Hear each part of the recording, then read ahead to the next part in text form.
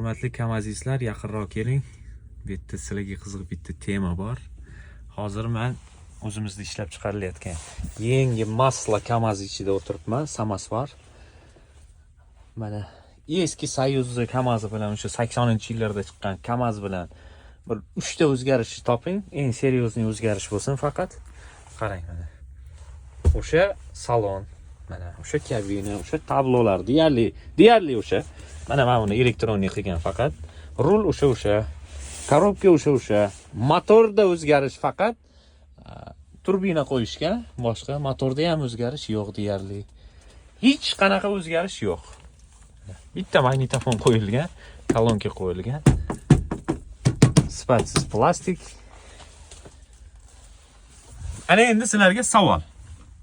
Xo'p, Soyuz paytida ishlab chiqarilgan kamaz bilan hozirda ishlab chiqarilayotgan, ya'ni mustaqillikdan buyog'iga 90-yillardan buyog'iga ishlab chiqarilayotgan kamazlari sifatida qanaqa farq bor? Buni kamazistlar yaxshi bilishadi. Men kamazga umuman aloqam yo'q, yomonlamayman ham, yaxshi ham demayman. Menga faqat kamazdan bitta narsa yoqadi, o'sha eski 5 turbina kamazlarni zavod qilganingizdagi ovoz yoqadi. Qar deb turadi. O'sha ovoz yoqadi xolos. Hozirgilarda u ovoz yo'q. Demak, savol sifat o'zgarganmi? Yaxshi tomonga yoki yomon tomonga?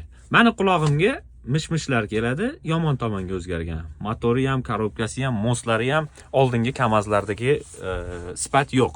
Ya'ni salonda ham, boshqa joylarda ham xuddi shunaqa sifatsiz chiqyapti hozirgilar deyishadi. Xo'p, endi ikkinchi masala maz, ya'ni super maz deydi, boshqa narsa deydi. Mazni ham Soyuz paytida mingan odamlar juda yaxshi texnika deb maqtashadi. Hozirgi chiqayotganlarni maqtashmaydi. Iltimos, fikringizni kommentariyada yozib qoldiring. Salomat bo'linglar.